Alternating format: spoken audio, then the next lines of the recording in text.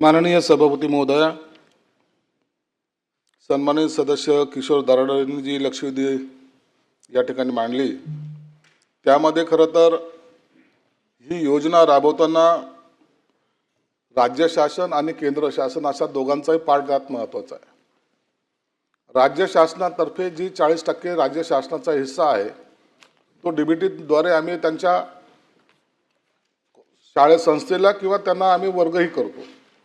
प्रश्न असा आहे की आम्ही वर्ग केल्यानंतर केंद्र शासनाचा जो 60% भार आहे ते डायरेक्ट विद्यार्थ्याच्या नावावर डीबीटी केले जाते आणि म्हणून मग काही वेळेला अशा अडचणी निर्माण होतात की जे विद्यार्थ्यांच्या अकाउंटला पैसे गेल्यानंतर काही अडचणी असतील किंवा इतर काही कारणं असतील त्यामुळं तो खर्च त्या विद्यार्थ्याकडून होतो आणि मग ते कॉलेजला जे काही पैसे भरायचे ते न भरल्या गेल्यामुळं मग कॉलेजचा तगादा सुरू असतो।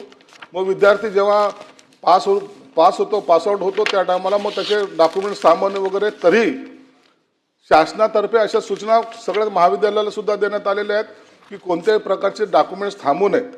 परंतु अडचण अशी आहे की हा एका विद्यार्थ्याचा प्रश्न नाही, तशा अनेक ठिकाणी अशा प्रकार घडतात। म्हणून आता केंद्राच्या त्या निर्णयानुसार त्या निर्णयाच्या विरोधात एक जण हायकोर्टामध्ये गेले। हायकोर्टाने केंद्राची जी काही योजना आहे तीच कायम ठेवावी असे निर्देश दिलेले आहेत। आता त्याच्यामुळं राज्य शासनातर्फे जी काही आमची काही थकबाकी आमच्याकडे नाहीच आहे। आम्ही जे काही दिलेले आहेत 2023-24ला 612 कोटी, 2024-25ला 689 कोटी, 25-26ला 662 कोटी। त्याच्यामध्ये केंद्राचा जो हिस्सा जर पाहिला तर 898 कोटी, दुसरा 24-25ला 985 कोटी आणि चालू वर्षाला 25-26ला 356 कोटी।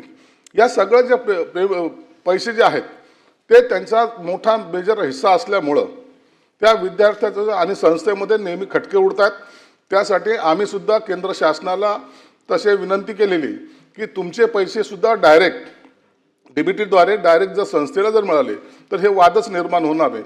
म्हणून आता पुढच्या काही दिवसातच त्या केंद्र शासनाची जी काही कमिटी आहे त्यांच्याबरोबर सुद्धा आमची बैठक आयोजित करण्याचं आम्ही ठरवलेलं आहे। म्हणून मला वाटतं हा प्रश्न लवकर निघेल अशी आमची अपेक्षा आहे।